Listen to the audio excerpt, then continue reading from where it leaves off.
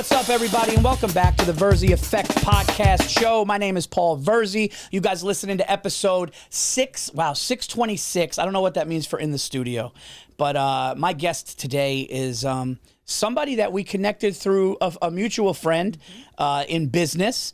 And she came out to my show at Gramercy. I did her podcast. Now she's on this podcast. She was sweet enough to bring me some of her wine and her book, which we're going to talk about as we get on with the show.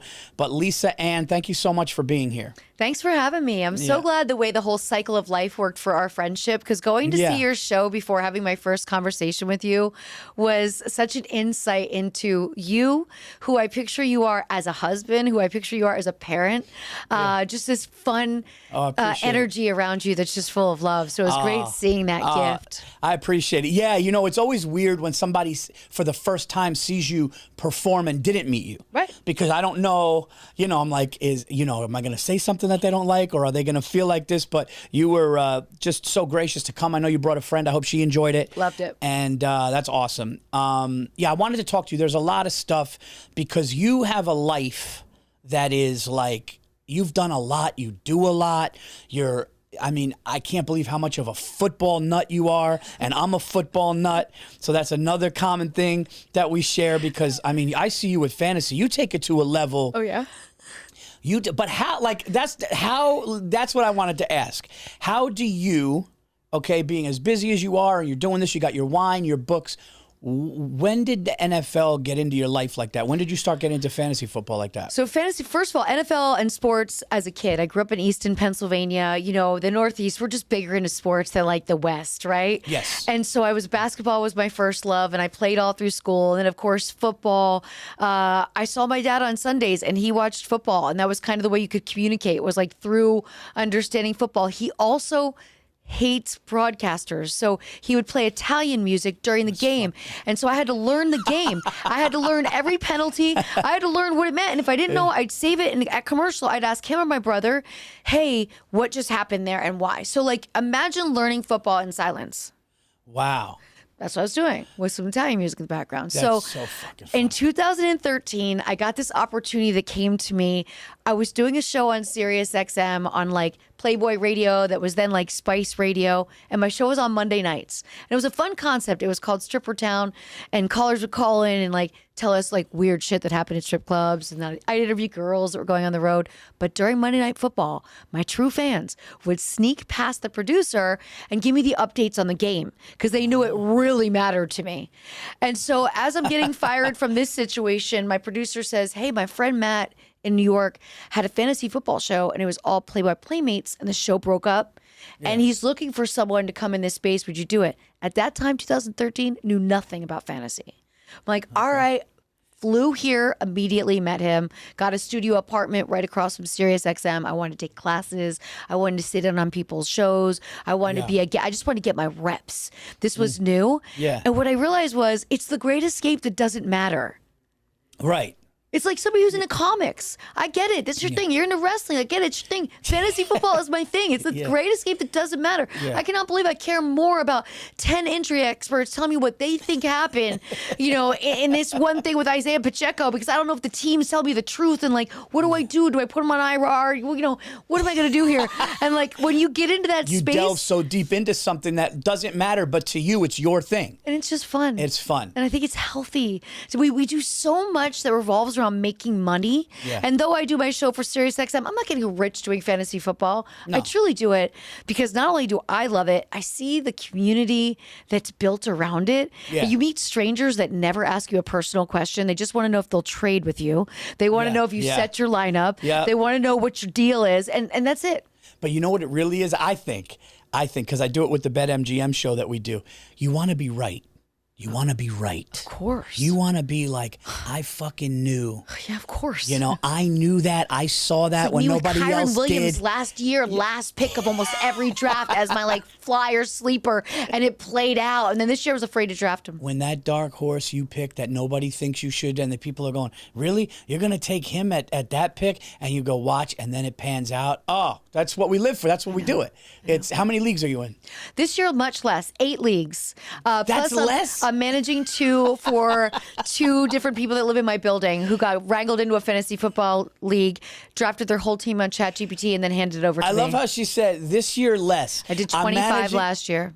You were in 25. I mean, what? It was too much. It's too much. It was too much. I didn't enjoy it anymore. No, but what I like about being in that many leagues is you can have every player. And like right now, being in managing only 8 that I drafted, I'm like, oh, I didn't get that player. You know what I mean? Like I didn't get any shares of DK Metcalf, and I'm so bummed about it. And every time he gets to the end zone, I'm like, I got to play DFS every Sunday just so I can I got to play DK Metcalf. I don't have any DK Metcalf. I was in 3 leagues one year, and I was like, I can't do this. I don't know. The waiver wire is like an extra cup of coffee and a 4-hour ordeal, but it's fun. And also that helps me be better doing live radio, talking about it. So the studying of my own injuries, looking at my league mates, looking who I matched up with last week, who their high performer was, that just helps me flow for my 2-hour show every Sunday. So that really locks it in for me. Now, you were in the adult industry from what years? So 1990 90 to 2018. 1992. Wow. Okay. So now those fans carry over to everything else that you're doing, correct? They do. They do. They do. But what's interesting is there's also new fans that are finding me that I'm new to them, and they're going down the Lisa Ann adult film star rabbit hole, and they still approach me like they don't know anything about the other stuff yet, right? Think about it.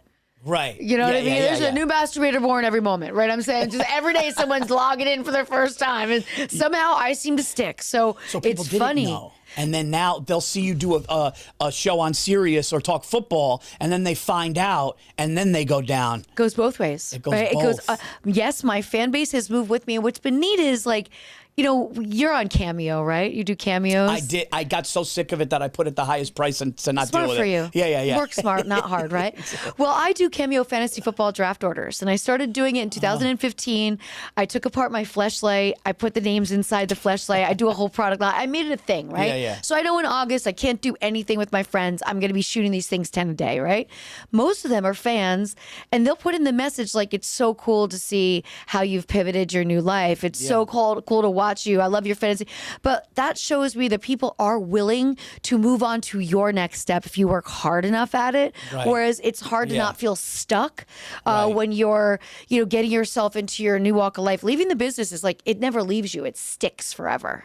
Right. Now, is that something that hurts you, or are you like, I'll deal with that, and that's what it is? Like, does it bother you that it sticks? I deal with it, but it's always an awkward interaction, right? You're always left in this like, it sticks. I'm completely okay with every choice I made. I just didn't think people would be the way they are now. It's more that like if I'm sitting eating lunch by myself and I have to deal with 12 individual dudes walking up and asking for a photo because they're like super porn fans. Yeah. That's where I'm like, ugh, this is annoying. Right. You get.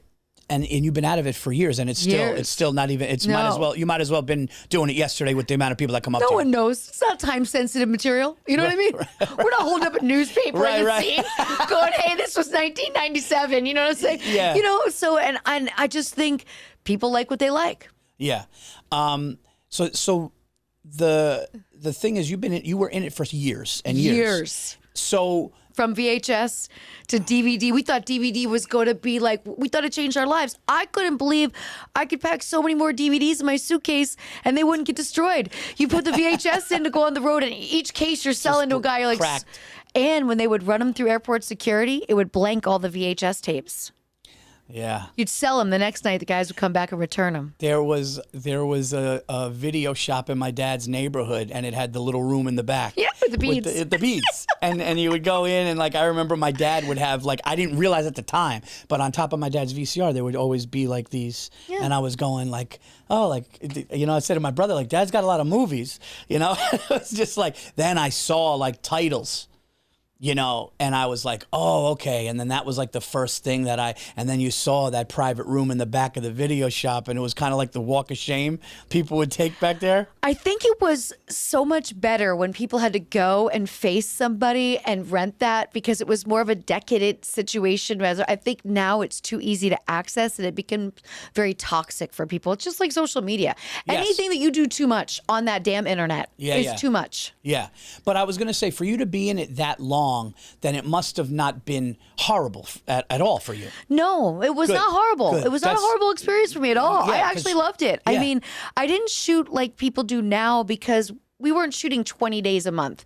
You know, we would shoot one movie a month in the 90s. So you shot 12 movies a year. One movie a month was like 3 days of your time, and it taught you to do a movie, 2 feature dance bookings, you do a bookstore appearance. So it really taught me to diversify myself. Yeah. And anytime the industry went into a health crisis, I was the person that was always able to say, well, I'm going to take like an extra 3 months off before I go back after this health crisis. So there were a lot of spotty times where I wasn't shooting at all. And I think what kept me so popular was I made sure my product was never competing against itself. You know, if you go in there and you're new, you're the new girl, and everyone wants to shoot you. Great, you're going to get 30 scenes, you're going to make a ton of money one time. Then everybody's going to be pissed because when they release their content, it's competing against all these other scenes and now you're a blurb. You know what I mean? Now you just overdid it. So I always kept in, like, even when I would shoot magazines in the 90s, I would talk to the photographers and say, look, I have this high society coming out. I really don't want this to come out the same month because I go on the road and I feature dance. I'd like to have a cover every month. And if these all come out in March, it's no good for me.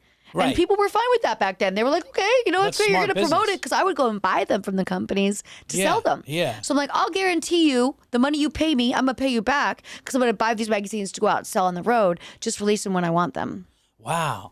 So it's a whole business. It's really smart. Yeah. Yeah, because you don't want it to cannibalize each other. And that's exactly what it does. People get greedy in every business, right? Yeah. So like, I'm going to take all the gigs I can get. And it's like, as much as you want to take all the gigs, you should not take all the gigs. Save some of the gigs for later. All right, this is one thing that I want. Yeah, that makes a lot of sense. This is one thing. So I don't really watch porn. Okay, and it's healthy. I don't watch it because it was when I was younger. I watched it and it was not healthy. It's not healthy. It's in the. Me neither.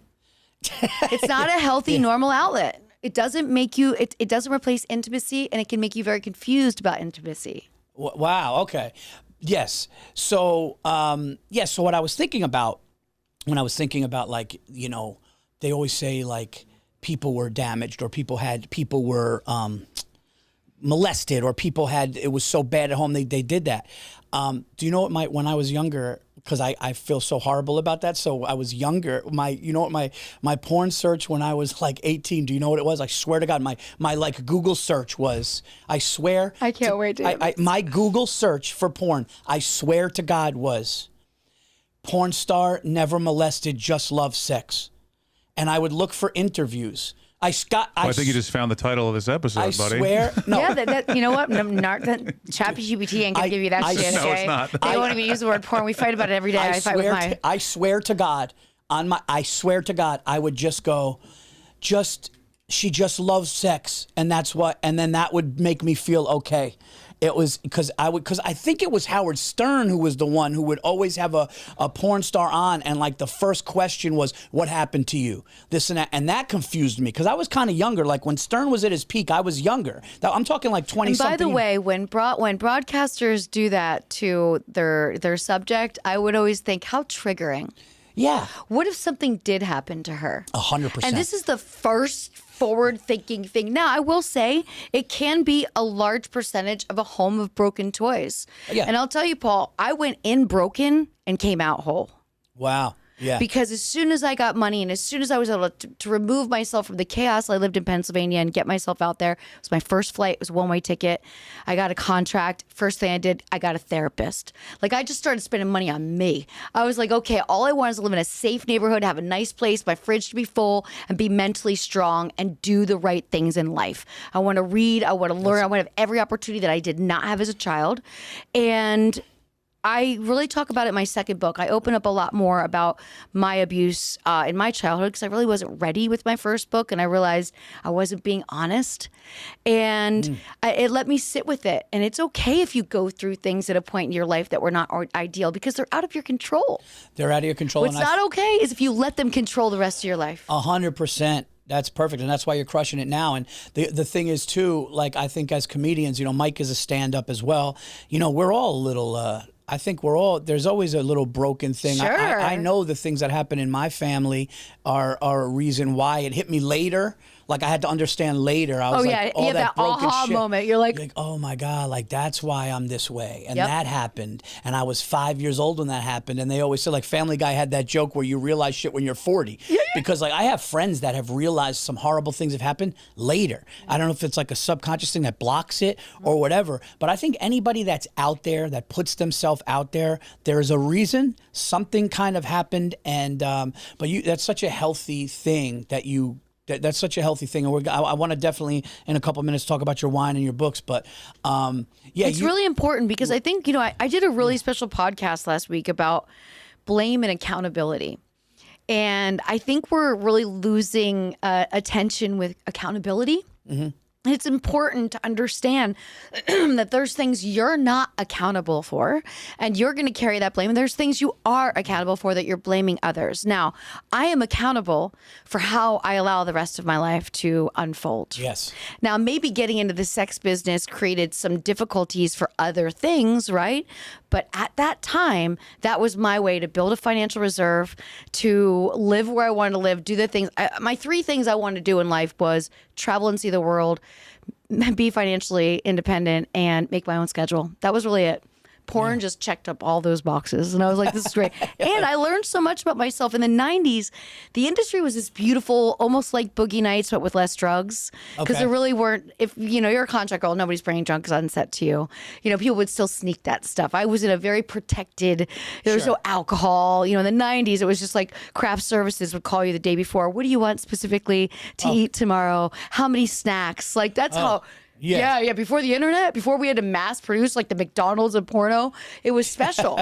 And so, I'm accountable for how I lived my life and the choices that I made. But at the same time, I look back every day and think like most people would want to be able to take that chance at least once. And you did it. You did it till you stopped loving it. And then you moved on. So I wonder, was it like almost like an athlete knowing it was time to hang it up? Did you just show up to a set one day and just look around and go, I don't want to do this anymore? No, I started to get really concerned about contracting something that was treatable but not curable. We started to lay back on some guidelines in the industry, herpes, to never contract herpes. I knew every single person that had herpes in the business, and I knew who was responsible enough to take their Valtrex. If they weren't responsible enough to take it, I couldn't work with them. Because it was that whole thing. You could send somebody home and say, you're having an outbreak. I can't work with you today. But in my mind, the last 6 months in the business, every drive to set, I would hear this voice saying like, this is the day you're going to contract something that's treatable and not curable. Wow. Are you still willing to walk this tightrope? And eventually it just got the best of me where I had psoriasis flare-ups from my nerves. Then I can't shoot on high-def camera. If you got hives, all these things started to happen. And then the same thing happened on the road. I stayed on the road feature dancing for about another year after retiring from shooting. But the fights in the club started to get worse. And there was one night that was so bad that the dressing room was downstairs. We were all hiding down there, and the cops came in. They just let off cans of mace to get everybody out of the club. And we were stuck in this basement, and we could just feel it. It was burning our eyes and our skin. And I was like, here I'm asking myself this question. Yep. Do you have enough money? Have you seen enough things? It's enough done. It's time for you to really be done with this before you get hurt. This is a stupid thing to do. You have real friends now. You have people who love you. You have like a great life. It's like you did it. You did it. And the money, it's just so intoxicating, and it's addicting. So you have to say to yourself, like, all right, I'm going to walk away from 99.9% of my income. Are you ready for that? Yes, I'm ready for that. Would you say, is Boogie Nights accurate or no? I wish I would have been about 15 years earlier because, yes, it would have been accurate then.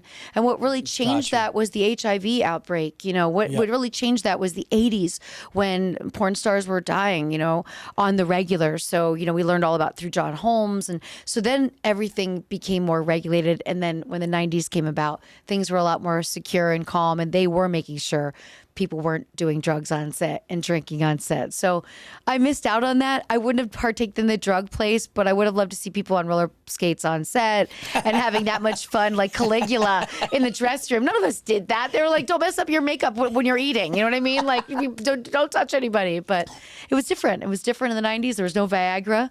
We had to be very present with our partners. We had to really enjoy the experience because... Yeah, so there's a couple of questions that I have that I was always curious about. And then I want to talk about your book. book and your thing. So when you're in the business for a long time, you can dictate, like you can say, I guess what I'm saying is there tenure where you're going like maybe another woman would have to do something, or like they would really want her to do something where you would go, I'm not doing that, or it was across the board they were open to everybody saying no. It's a tenure now. But when I got in, it wasn't like that. In the 90s, they were trying to attract pretty women in after the AIDS of the 80s, and they wanted us to have all the choice. So they would tell you, you choose who you work with, to the point that my first contract, the directors would take you to lunch at a diner, and they'd have you sit and intermingle with a couple of the male performers they were interested in you working with, and then they'd have lunch with you after and say, who did you vibe with? Oh, okay. It was so special. Oh, okay. It was like a dating service. I freaking loved it. I thought these directors were like my dating matchmakers. They're greatest. But then it became different because there was such a demand, and it didn't change till we got agents in the space other than the original agent, Jim South, who was a kind, loving man who wanted every woman to choose everything and to say no to anything they didn't want to do. But when these new agents came in and they started to take over, and it became a very pimp mentality, and they would tell the girls, till you have a bad experience, you can't say no to doing something.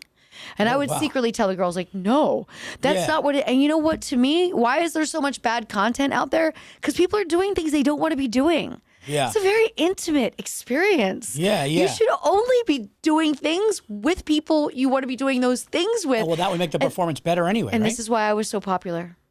Because you were into your scenes, because you liked what and you were my partners, doing. I knew what perfume they liked. I knew if they liked a full bottom panty over a thong.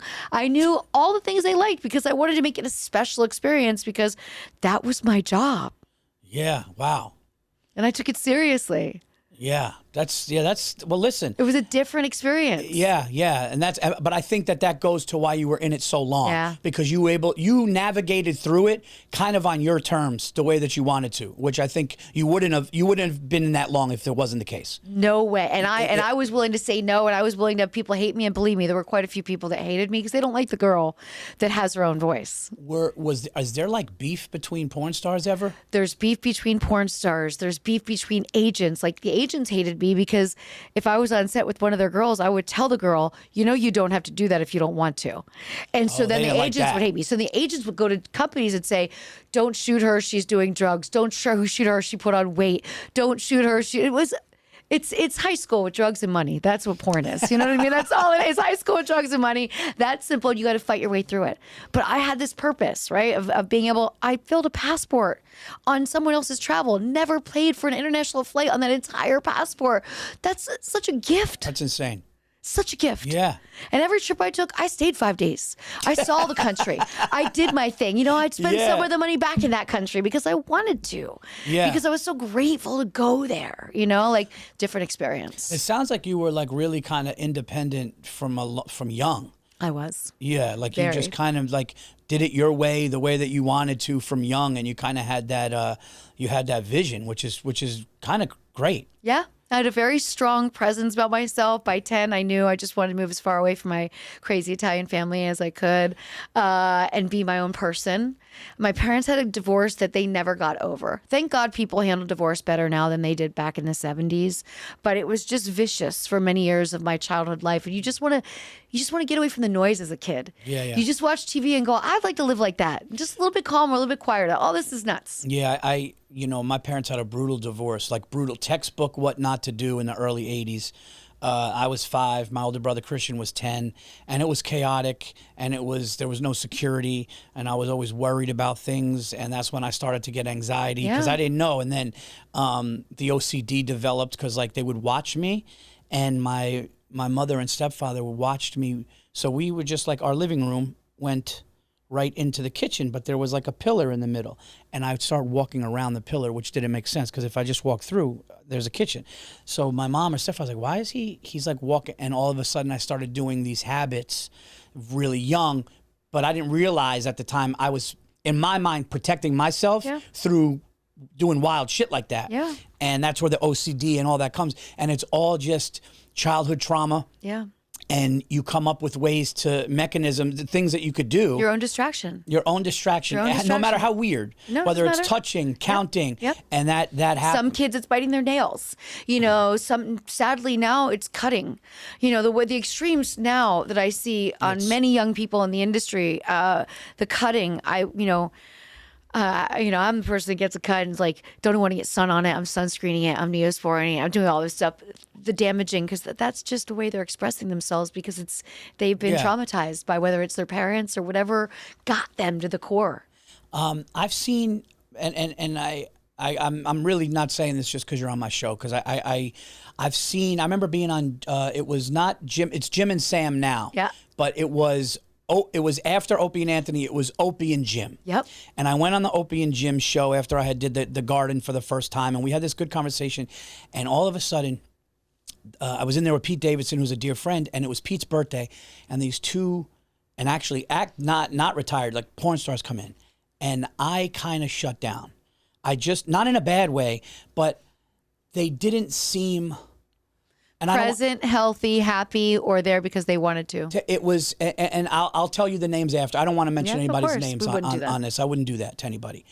But they went in there and they were talking, and all of a sudden, I remember Opie going, "Is Virzi still here? Because I haven't heard him for like," and I just kind of became this shy, shut down guy, and I just saw there was nothing present with them. They looked like they were just maneuvering through life almost like a zombie. It was really weird, and it made me feel like, what the fuck is going on?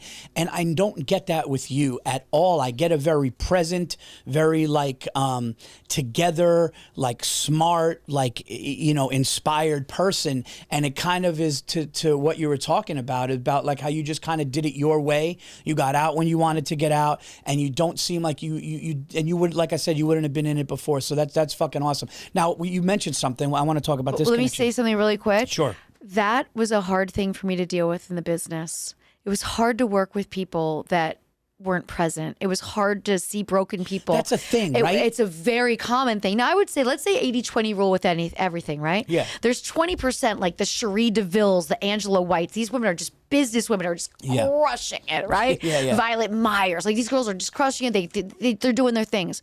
But I mean, I had interviewed Cagney Lynn Carter back in December, and I interviewed her at Sapphire just this past year.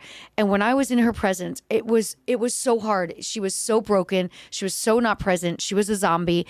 And I remember looking at the manager of the club and saying, like, why is her agent putting her out on the road when she's like this? Being in a hotel alone and being in a bar with alcohol are like the worst combinations for somebody that sees. And rest in peace, she blew her head off 2 weeks later. That's put a shotgun in her mouth and killed herself. And you felt, and some I kind felt of it, vibe? and I said to everybody in that room, "This is our last time we see her alive, and we cannot play this interview." Wow. And I lost. Now I'm almost at 100 people that I've interacted with. She was like 93.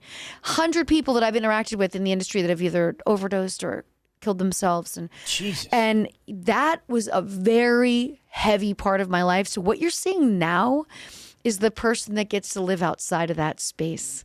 That was dark, and that was heavy, and it was hard. Even as much as I wanted to have a great scene, like I did a lot more boy-girl than girl-girl stuff, because being on girl-girl sets, you had more of a risk. The guy has to be present, or he's not going to be able to do the scene. Right. The girl can more likely be on drugs or pills or alcohol and still do it. Right. Think about it. The guy has to be present. He has to course. be able to. He's gotta be, yeah. And so that was there were depressed times for me, soaking in the energy of the sadness, and then also constantly telling people, like, this person's going to die soon. Jesus. And knowing it and calling it and knowing within 3 months they die. Wow. Yeah. So being able to be outside of that space now, taking the tools that I learned in it, still communicating with people inside, but not having to exist in it, has given my spirit and my soul a good lift. Yeah, no, I could tell, and it's cool to see that you got out on the other side like that. Yeah. One thing that I learned about you, which you always like somebody more when you find out. Like, it's like when Giannis Papas found out that I was Greek, he got like, oh, so I found out you were Sicilian, and I was like, oh, that's even better. Like, it's just a thing that Italians have, and I think every culture has that. When you find out somebody is what you are, there's a little bit. You're lying if you're not like, oh, okay, they're one of us. Unless you're just straight American. Yeah. Because then you Then don't belong to anything. We belong to a food culture. Oh my God. We belong to everything. I have my little girl has it too. I talk about it on stage. My little girl, I have the Sicilian vengeful shit though too. I try to get it. It's like, like my little girl has it to the point where I'm like, dude, she's like, could be a mafia don, my daughter. And she gets, but I could get like, and I don't love it, but I could get like petty and I could get like, don't do me like that. And I'm like, and it's almost like, what am I doing? Like, but I think somebody said the Greek watered it down a little. Okay. Because I'm not 100%. My mother's Greek. My father's 100% Sicilian. So I think the Greek watered it down. But I have those things because Sicilians are another level. Oh yeah, we are. It's another level of passion. And by the way, we hold the grudge forever. Oh, I had family members that they didn't see each other till funerals. Yeah. Oh yeah, family members is my favorite though. I thought that was a little bit wild. Growing up in that Italian crazy family, I thought that was wild. I'm like, you guys are related. It's different if someone burns you in business or like a neighbor, hits your trash cans, like whatever bothers you about that person. But like your family member, it's nuts, and it's always over the pettiest thing. The craziest thing. A dish, something you I didn't don't bring like the food. way they said something one time. And next thing you know, they're yelling. And you're like, oh, I guess we're leaving. Yeah. As a kid, you're like, I guess we're leaving the house. There are cousins I never met because the one side was like, we're not going there. And then you see them at a funeral in their 40s and 50s and you're like, we never met. I was afraid to date an Italian my entire life. Never did it. Still this day. Never did it because everyone in my family was all Italian and they were wild. So I was like, maybe if I just dim it down a bit, right? Okay, like you did Greek. Your family were, we were all Italian. Okay. I'm 3/4. My grandmother on my mom's side's French Canadian, but my other this all Sicilian. Did you do the Sunday supper? Did you do the Sunday? Oh, you did. Okay. Church. Okay. Yeah. Yeah. Going to the aunt's house, kids running around in one room. The men were separated from the women when I grew up. The men would go out in the garage, play cards, drink, and smoke, and the women would gossip about everybody they saw at church. That was how it went. Yeah. And then we'd eat. And I remember thinking, why did I have to sit in that room with my eyes burning from that incense? If you're all breaking the rules, they're smoking, gambling, drinking, you're gossiping. Why am I getting dressed up for church? It goes from this beautiful holy Sunday to literally leaving it and sinning. Second, we got in their church clothes. In their church. And I was never even allowed to wear pants to church. I'm like, I gotta wear pantyhose and a skirt. I was a tomboy. And then you guys are gonna go, but yep, Sunday supper. Are you close with any family now? No, ironically, I have two cousins that I speak to. One I've stayed in touch with, and we're very close. And he's actually a priest. He's a priest at Notre Dame University. Wow! And he helps students acclimate that are coming in from other countries. He's a wonderful human, and he's kept touch with me. My family's been intermittent.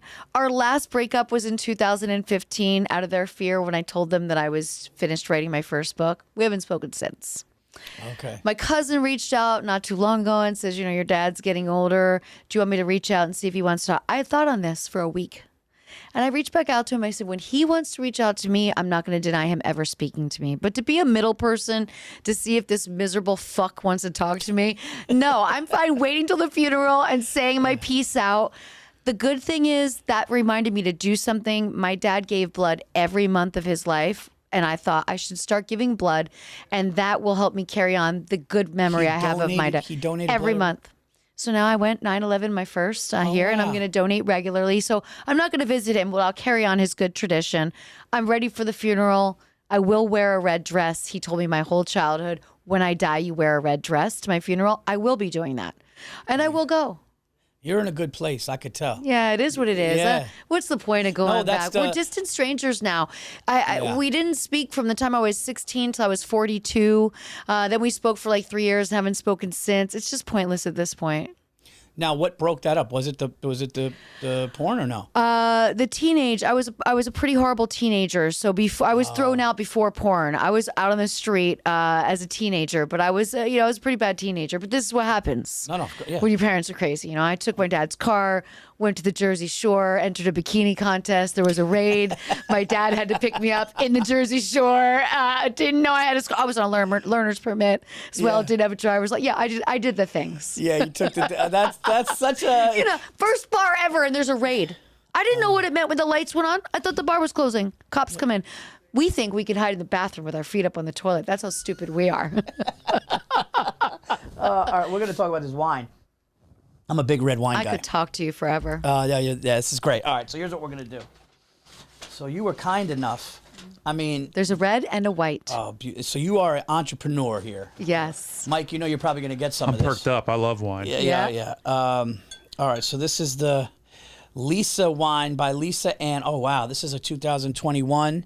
Is this a cat? What is this? So the Norella Mascalese is a beautiful red. It's a unique grape to Ganji, to Sicily, to that region. Oh, wow. And the Grillo is also very unique. And you can see that blue DOC label as that wine has won the best of in Sicily for the last 3 years. Wow. The winery that I partnered with is on 100 acres of the most miraculous, beautiful land in Ganji, which is a very unique, incredible city. And the reason I did the name Lisa by Lisa Ann. So, you know, my fans think Lisa Ann, it's my real name, but they think Lisa is my first name and Ann is my last name. And like Julia Ann in the business is my sister, like fans, you know what I mean? Like too much masturbating. And so I decided Lisa by Lisa Ann because you can get on a first name basis with me over a glass of wine. Nice. So your real first name is Lisa Ann? Yep. Got it. Okay. So you just kept it and just cut off the last name? And Well, I'll tell you, when we got in the business in the 90s, everyone used their real name because we were shooting on VHS and there was no internet. Right. We didn't make up names back then. Right.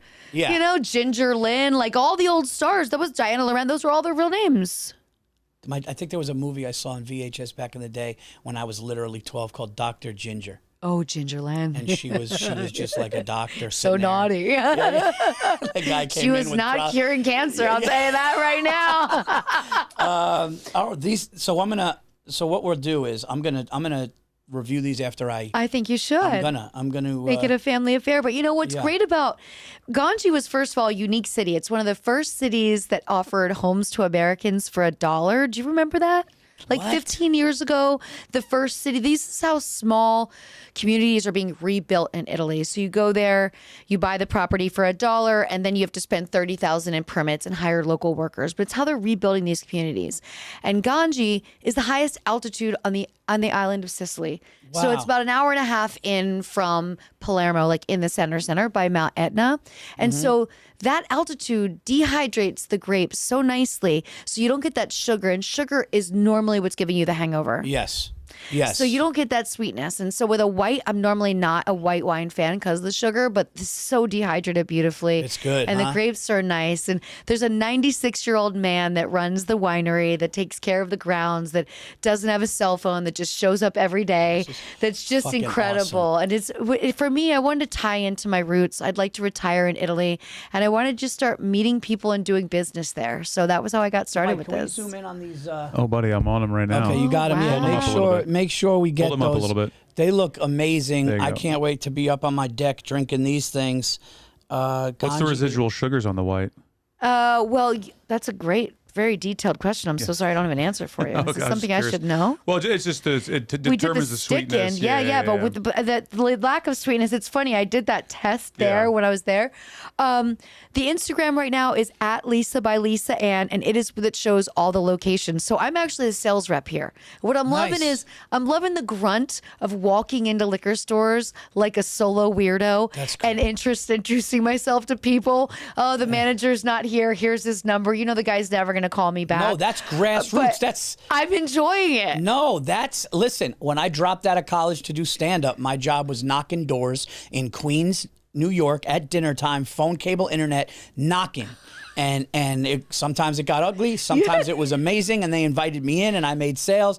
But listen, when you go into a place just like a foot soldier by yourself and you go, this is what I'm doing, this is what I'm selling, that is real entrepreneurial shit. Yeah. It's incredible. It really is incredible. Now, see, she's also a writer, guys. Yeah. She's got 2 books here. Yeah. I'm going to talk about these books.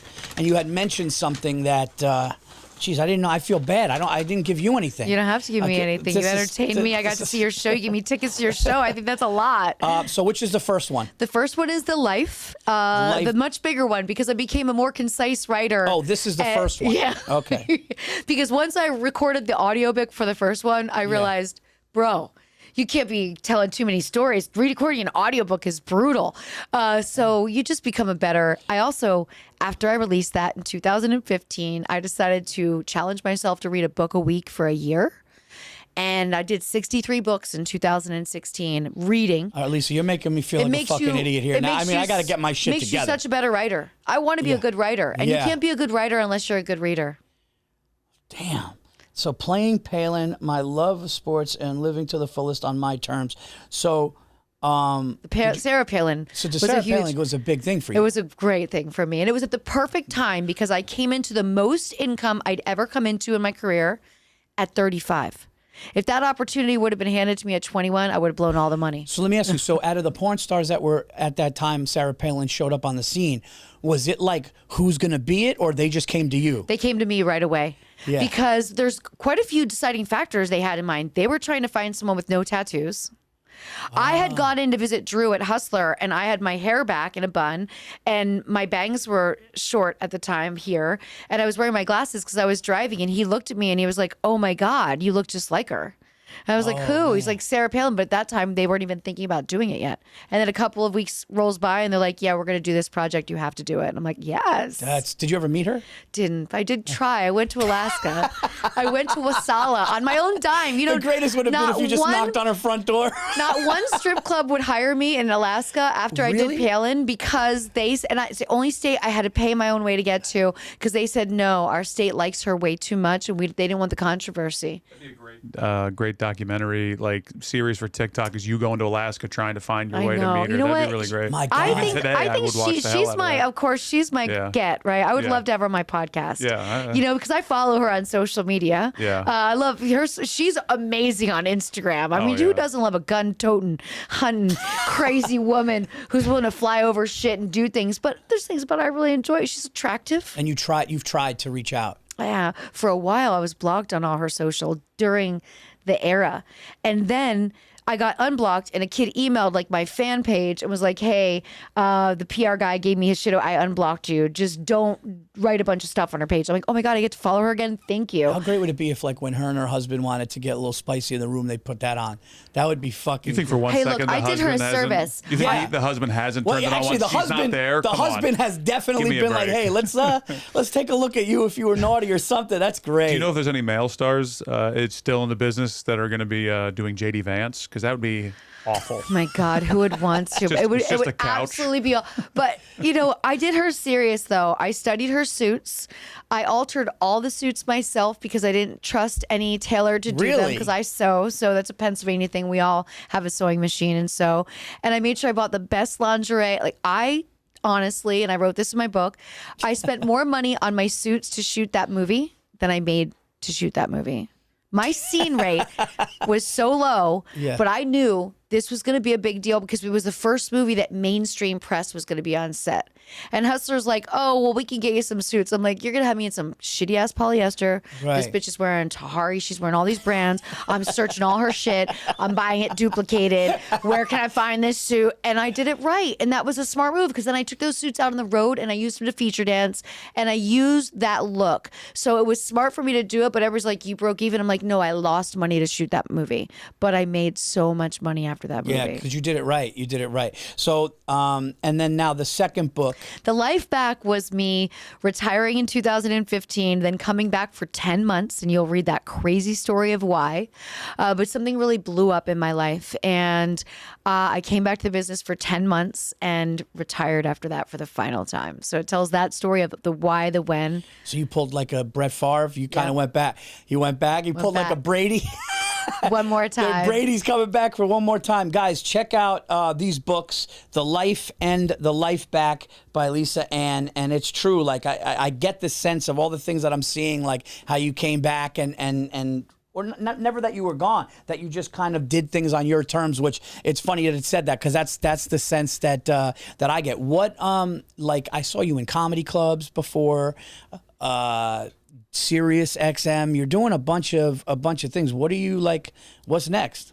Yeah, I really love what's next, less. Like, really, I just want to do less. Don't you want to work less? Everyone says, what do you want to do next? Less. Can you find me more money for less work, please? Can AI do everything for me? Can you answer all my emails? You know? For me, it's just like I'm, you know, and I always talk about this sometimes, is like the one thing that I don't think hurt me, but the one thing that I didn't care about was social media content because I was trying to become a great stand-up. I And understand. for me, all I wanted to do was do stand-up. Yep. And I got in this business to do stand-up, not to wear 6 hats. Yep. I didn't get in this business to be a radio host. I didn't get in this business to do stand-up is my love, and it's what, you know. So the greatest compliments I get is when people are like, yo, you're really stand-up wise on getting to another level. That means a lot to me. But that being said, now it's building up the socials, It's building so up much the work. YouTube, and it's a lot. And you know, I was fortunate enough to 2018 Comedy Central took my special, 2022 Netflix took my special, but I never, like, now I have my own money to do my new one.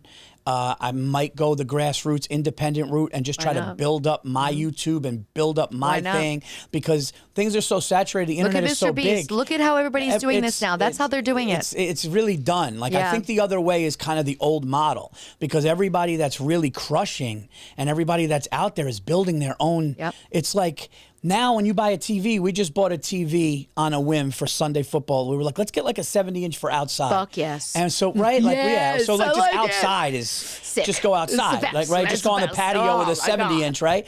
And all the remote controls now, it's not just Netflix on there. There's a YouTube Oh, yeah. button. There's like all these things. And So now- rightfully so. Now you just go and you go like this, and I'm going Hulu, like Netflix, Hulu, Netflix, YouTube, everything. So Yeah. for me, what's really, I just want to continue this growth as a host because I love to communicate. So whether it's hosting, I do my show Better Halves with my comedian co-host Brett Raybold. I love being kind of the person that keeps it on the rails. I love being the Yeah. host. I love doing the sports thing just for football season. It's so fun for, you know, from August to February to be talking and then just be like, okay, I can lay back and not have to be so laser focused in.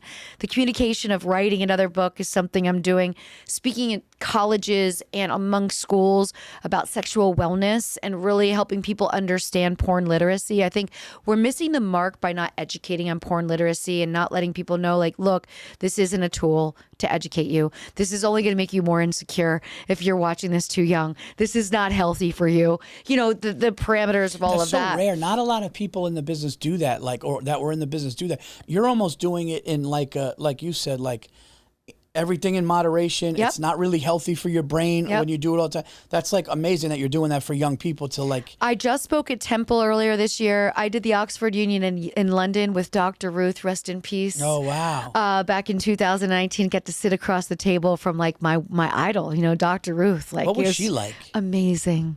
She was exactly like you thought she'd be. She just made you feel warm and safe, and you just wanted to sit by her. Oh, wow. You know what I mean? That's She was just awesome. lovely and brilliant. But it is important to be real about it. And I think we didn't, you know, you bring up social media. I wasn't comparing myself to what other girls look like on social media when I was 12. Right. You know, even as a comic, Yeah. poor comics now have to compare themselves to really good comics on social media, and that could make them not grow their craft. It's probably better not to be as big on social media till you are not watching ever, till you're comfortable, right?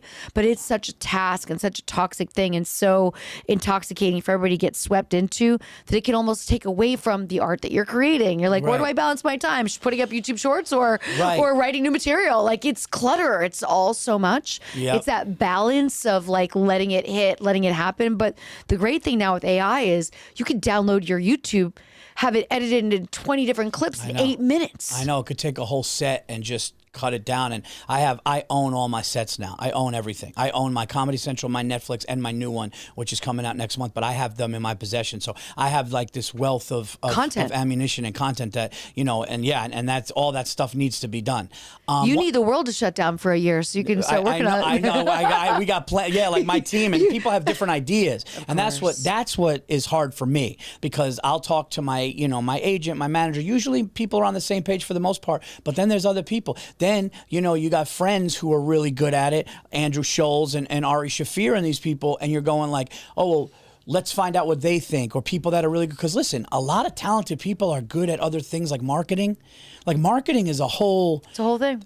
Having a good mind for marketing is that's brilliance. Yeah. Because it's like, no, do it this way or space it out. It's like you were saying before. I don't want my specials to cannibalize each other. You don't want to have all of your shit out at the one same time. Yeah. So when People get sick of you. It's like the Kelsey brothers right now. I'm afraid that the world's kind of getting sick of them. It's worrying me a bit. They're cannibalizing themselves. You know what I mean? It's too and much. Kelsey isn't getting me shit on my fantasy team either. So at least you can do all these commercials. Pick your fucking better Lucky fucking- Charms. You better yeah, you better perform. catch some okay? fucking touchdowns. Taylor's there. I mean, nothing. Come on. I know. But that's the thing. You're worried about it, right? And it's just it's such a monster project, right? You sit down one day, you're like, okay, I'm gonna go through some of this. You're looking at yourself. Yeah. You're listening to yourself. How many times you tell yourself you hate yourself? The whole time, right? Why do you accent that word like that? Why does that sound like this? What is this? Why'd you have to stutter there? Why did I walk like this? Why did I put my hand? I hate that shirt. Why did I grab my Why hand? was I wearing that? You had to do it in porn.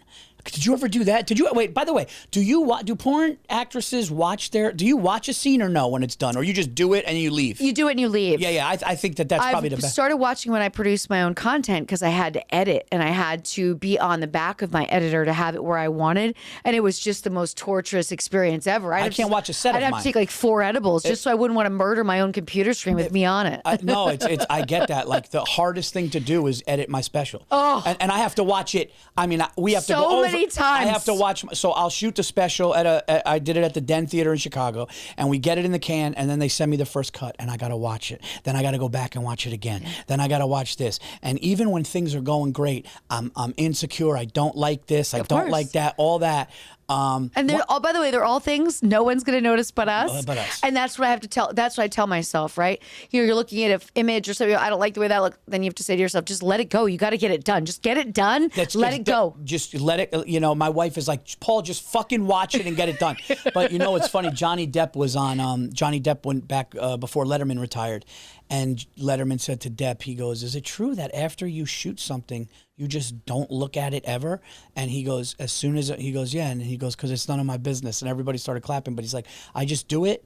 And I remember Louis C.K. saying something like that. I was talking to Louis at the Cellar, and he was just like once I do something, when I act, when I was in Bupkis with Pete, I was in the season finale.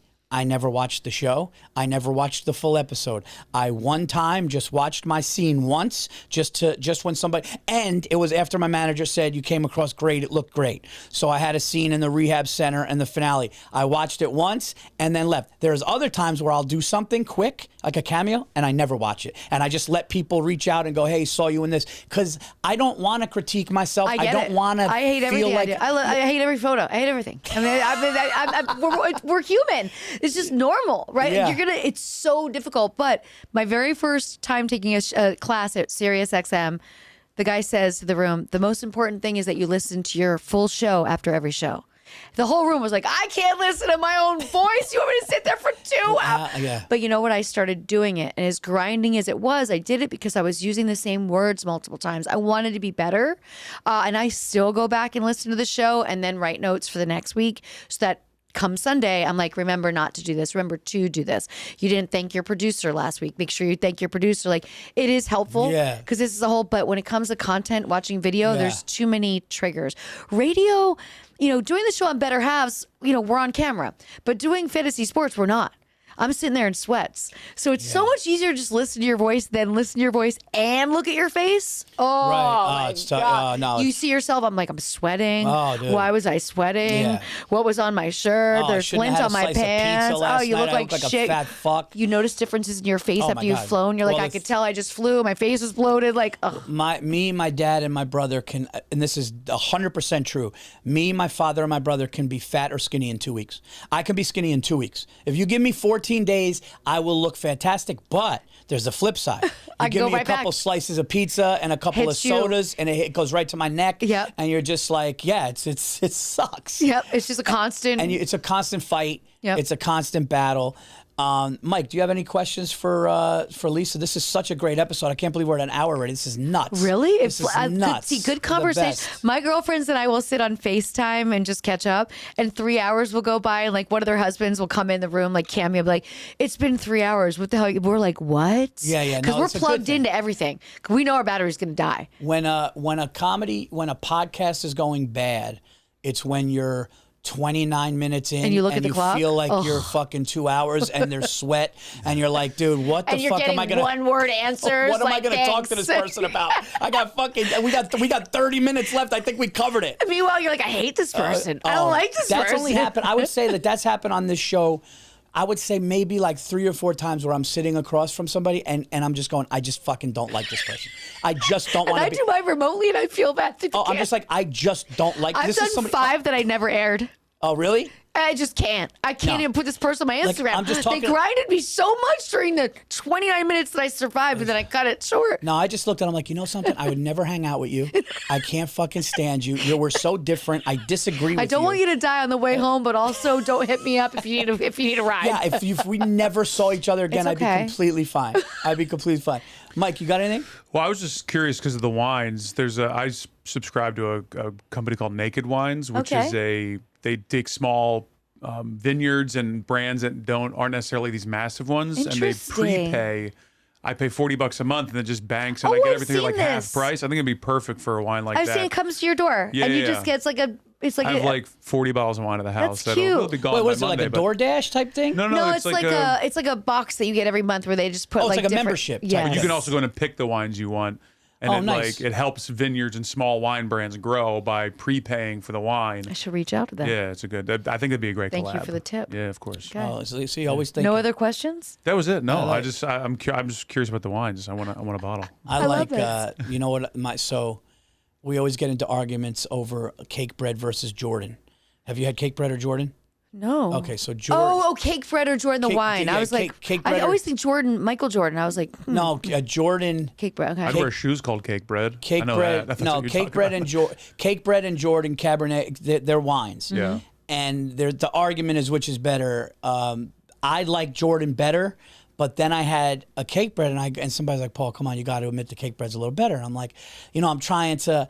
But I found out, I went into the wine store and I asked the guy, and it's the year. So one is an 18 Yep. and one is a 17, and if they flip flop, but it's the year. That's what can fuck a wine up, because Camus, I had the worst. Camus to me, and I know Camus to me was horrible. I had a Camus and I couldn't believe how bad it was, and I'm Yeah. going, what the fuck? And then somebody said, oh, they had a year that was a really bad batch, and they were like, if you catch that year, but like you want to talk about sugar and hangovers, like they said it's filled with And it. sometimes they have to toss, like the winery I'm working with, they had to toss a bunch this year because Mount Etna erupted. Oh. And then the soot was everywhere. And then they had some fires and floods, and then it kind of washed down. They're ruins like, it. okay, we're done. We can't crop any of this. But some Yeah. wineries will still try and crop it. You're better off not, because it taints your brand. Yeah, because then everyone's like, You're oh, giving- that 1 year's 'cause horrible. It's and never it going to be takes the your- same. It's not exactly the same. Yeah. But you want it as close as it can be. Yeah, when I sip a wine, I know right away it's like smoking a cigar.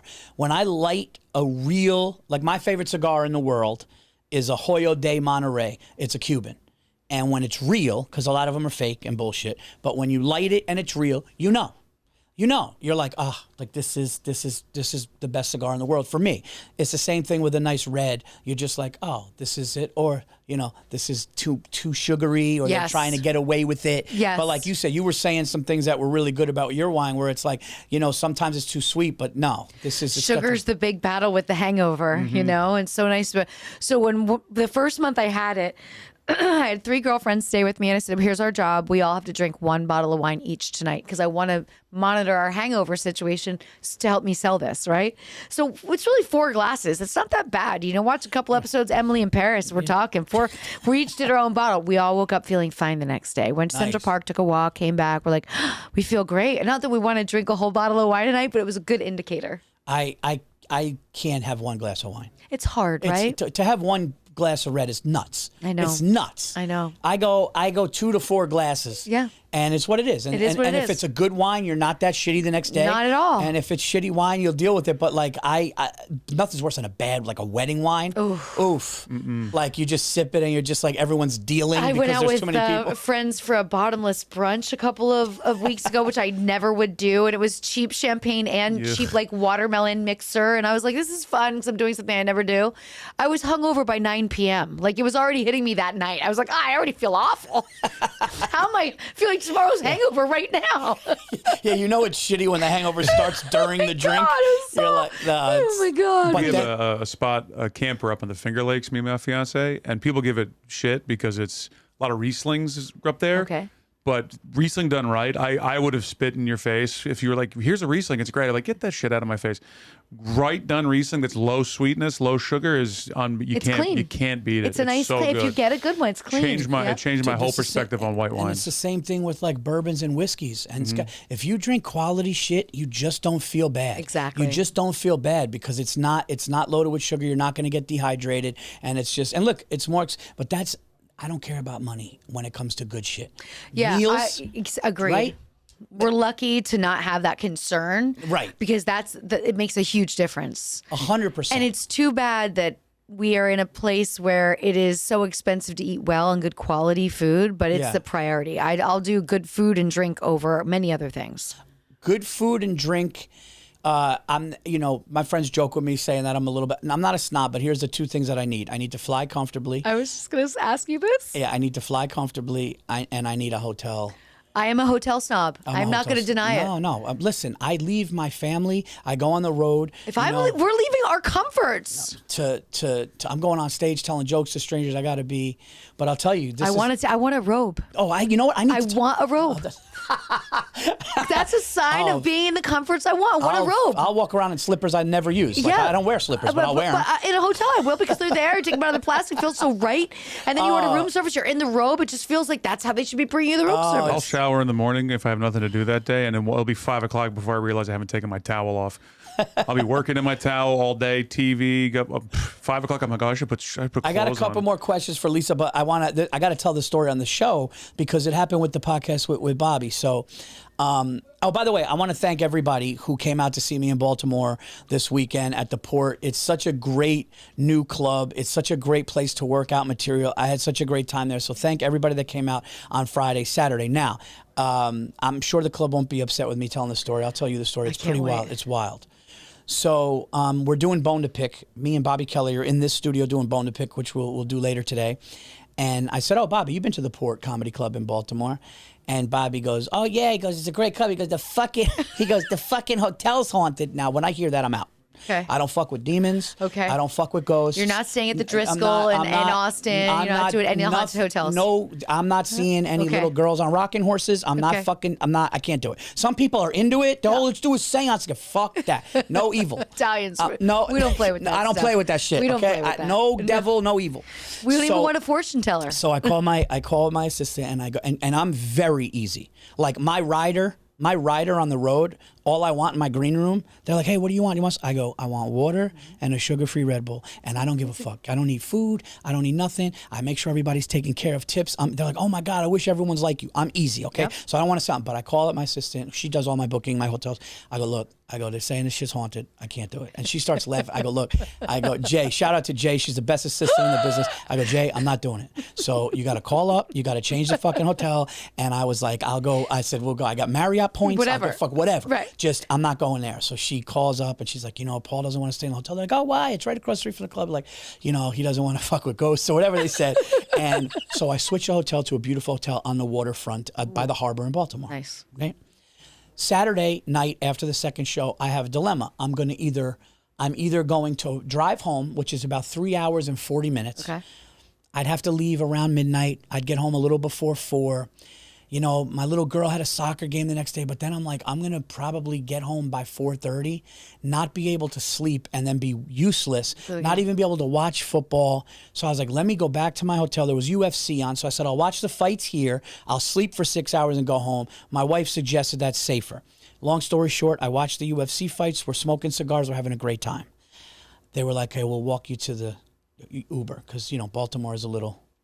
So I get to my Uber. I get to my hotel around 1:20 in the morning, and there's armed cops, and the entire section is crime scene taped outside, 30 yards from the front door of my hotel. All this stuff, crime scene, and there's everything. And I'm going, what's going on? And they go, you just got to walk around the building. And I go, what? They go, either way. I go, which way's faster? They go around this way. I go around. There's SUVs with people, but there's armed cops. I get to the front of my hotel, and I see 3 men just outside talking, and they're looking. And I go, what happened? Somebody was shot and murdered 30 yards from the front door of my hotel, gun shells everywhere, a professional hit at 11:30 that night. And I'm going, what? And they go, a guy came out, a man and a woman were walking. The man was the target. They run up, semi-automatic, shoot him, then stand over him to finish him. The lady sits there, fucking drops her bag. They don't touch the lady. They don't touch her bag. Get in a getaway car, go. There's shells with all those little, the little like at restaurants. pyramids. Where I'm number 8. Yes. Take it to table 8. Those things. There's like 20-something of them right there. The Las Vegas Raiders were in my hotel. So everybody heard it sound like firecrackers going off, apparently. Baltimore's hood now. What's that? Baltimore's just a hood. Yeah. It's a lot of crime. 300 murders a year in Baltimore. And I'm going. And by the way, that's not an overly populated city. It's not like New York City. That's a lot of murders. No, it's it's not high rises. And it really fucked with me. Not that I would have been walking at the 11:30. But you never know. But it just sucks that it's like that could be something. And I'm like, and we were joking, like I moved from a haunted fucking hotel to this murder, and this guy said he saw it, eyewitness. He said he saw the whole thing. And I said to him, I go, man, sorry you saw that. He's like, yeah, so am I. But it's really like really fucked up, man, and sad. And I was just like in bed that night going like, somebody, a 36-year-old man just lost their life like that. And but can I just say, this person was a target. I think he was up to some shit. he was definitely a target. Okay, and he was definitely. They don't just roll up on you because you didn't. No. You stole a Twinkie. I mean, I'm not saying it's okay to hurt other people. I know exactly what you're saying, and he was a target. I am Italian. We did have the mob. I do believe in the systems. When people do wrong, they get dealt with. I don't watch Dexter, but I understand the premise. You're 100% right. But that woman, that's a target. She's got to go into witness protection, because if she saw any of them, she has to live with that forever. She loved him. That's a horrible thing to live with. Yeah, but you're she's right. Gotta That's got to be some street gang shit. Oh yeah, they roll up on you like that. They roll up on you and it's a target, and leave the bag, get in a getaway car. Yeah, there was no, but yeah, really like scary shit. So now thinking about it, I'm like, should I have taken the haunted? But then, no. Yeah, I mean, you got to have that great conversation to be a part of something so lively. And also, what's even funnier is that you know this story. And you know the Las Vegas Raiders were staying there. And you also know that the NFL kept that so quiet that not one reporter wrote an article that there was a shooting outside the hotel where the players stayed. I know. How fascinating. You're delivering the news. That's actually right. I didn't even think about it. Because I read everything. That would be something somebody, and they probably told the players not to talk about, because not one player put it on their social. You know, that would have gotten everywhere, right? That would have gotten traction. Nope, we don't talk about it. And 11:30, so some of them were definitely awake, because I got in the elevator the next day. There was this nice old couple. The hotel was beautiful. It was a nice old couple, and they were like, it was just me and them on the elevator the next day. And they were like, did you hear? It sounded like fireworks. And when I got off the elevator, everybody was talking about it. I heard one person going like, no, and this is like the nice part, because it's right on the harbor. Yeah, I know. It's right on the water, and it's just, it's a great view from the upper of the hotel there to see the ballpark. You can see the baseball stadium, I think, from the gym at that hotel. And they're right next to each other, too. So beautiful. Baltimore's in trouble. It's sad because it's a beautiful city, and it's close enough commute to a lot of big areas for work. Yeah. But the crime. Well, I meant Ravens. The Ravens are in trouble too. Well, yeah, obviously the Ravens are always in trouble, right? The Ravens are in trouble. Well, now your the hotel you were in, is now haunted. So yeah, you're right. One more haunted hotel you have to deal with. There you go. Lisa, this is a question that I had, because it's got to be hard and it's got to be frustrating sometimes, but it's also, something that I'm sure you've dealt with. Is your dating life hard because of? It's very difficult. It's got to be hard, right? It's very difficult. Because people, have you dated somebody that was a fan first? Would never. No. And I could sense the fan interaction. I got that kind of on lock by now. You know what I mean? As the approach happens, as the guy's walking towards me, and I think to myself, he's cute. I may go on a date with him. And then as he approaches, and I can start to hear his heartbeat from 8 feet away, and he starts to sweat, that's when I realize, oh, okay, we've got a super fan here.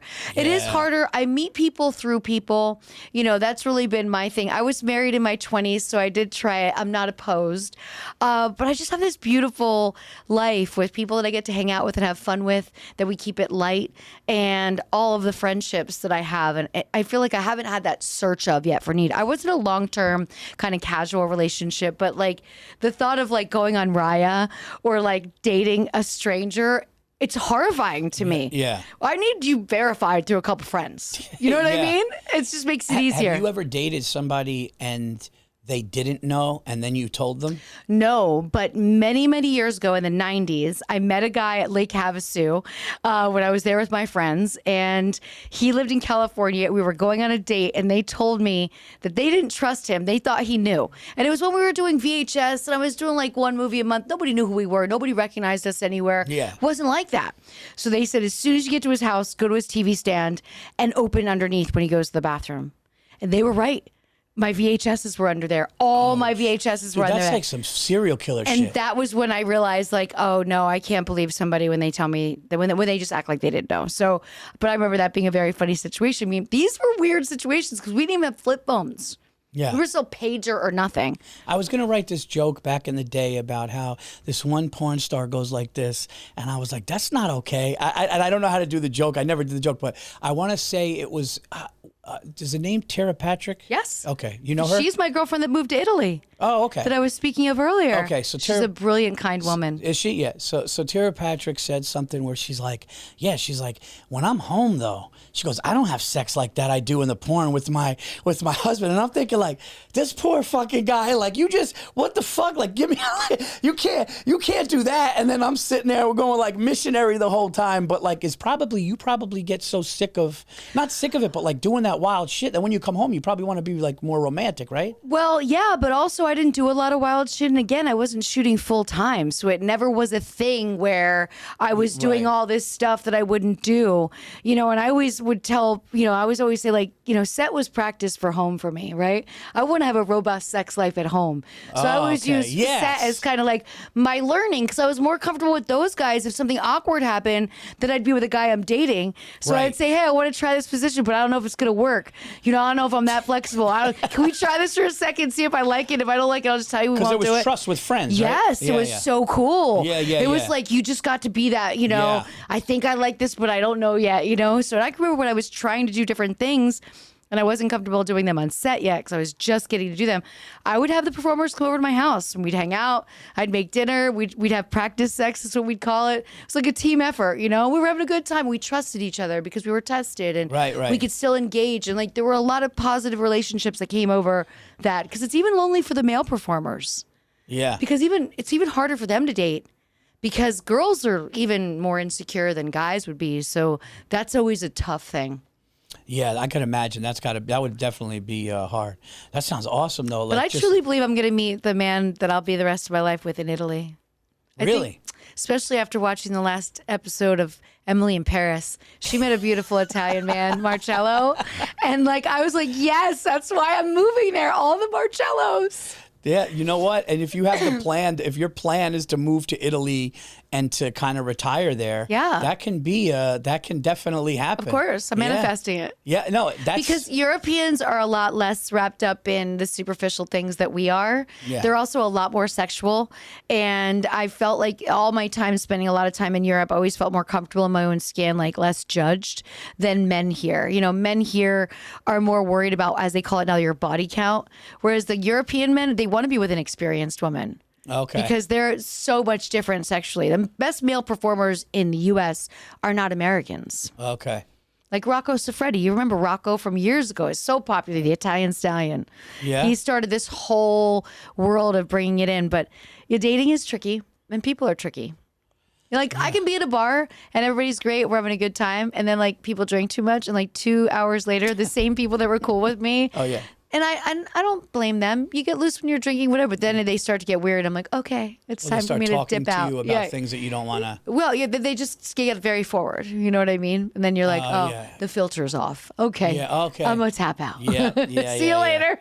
Yeah. No, but that's good that you know that. You're like, okay, I know. You know that you have the sense of when it's happening. When I do sports events in the sports space, I tell my friend, I always bring a content creator with me or somebody so I can be getting my social media stuff that I need. I'm like, here's what we're gonna do. We're gonna do all our stuff. As soon as drinks come out, we start to make our slow exit. Yeah. Because I've never had a bad experience in the sports space, and I don't want anybody to get drunk and say something stupid and ruin that. Yes. So that's I awesome. haven't allowed it to happen, and it's just better. It's classy for a woman to skip out and not be there during. That's just how I was raised. It's better. Yeah, it is. We didn't hang at the bars. The woman didn't hang at the bars. It's always it's just like there's nothing better than leaving at the right time, and there's nothing worse than staying too long. You never want to be there when the lights go on. No. Just, there's the desperation. Last call. Of that. If I'm there by last call, that is. Because that's when your dad's got to come pick you up. Right. That's what I'm thinking forever. You're right. If you're at last call, dude. If you're at last call, you're searching, and it's obvious. And by the way, if you haven't gotten anything yet, whatever's left you don't want. I'm just telling you right now, it's like eating sushi at a bus station. You just don't do it. I said sushi at the train. You don't want them, and I promise you they don't want you. Yes. But it's going to happen. Something bad is going to come out, and it's going to be treatable, but not curable. I promise you that, too. Lisa, we got to do part 2 of this because this was so... this just flew by. Such a great conversation, so free flowing. Congratulations, guys! Check out the wine. Lisa by Lisa Ann, the white and the red. Check out her books, The Life Back, and yeah, plug all your stuff. It's simple. Everything's at The Real Lisa Ann. That's all my social. I've got 2 shows on Sirius XM, Better Halves, which is on Raw Comedy Channel 99, and Lisa Ann Does Fantasy, which is on Fantasy Sports Radio Channel 87. Communicate with me. I don't private message, so watch out for strangers out there pretending to be me and messaging you. There's so many imposters. There's so many fake accounts. Yep. Be safe on the internet, and thanks so much for having me. Oh, of course. It's my pleasure. Guys, check me out. I'm not going to be in Yonkers this weekend. It's not in my control. It's not happening.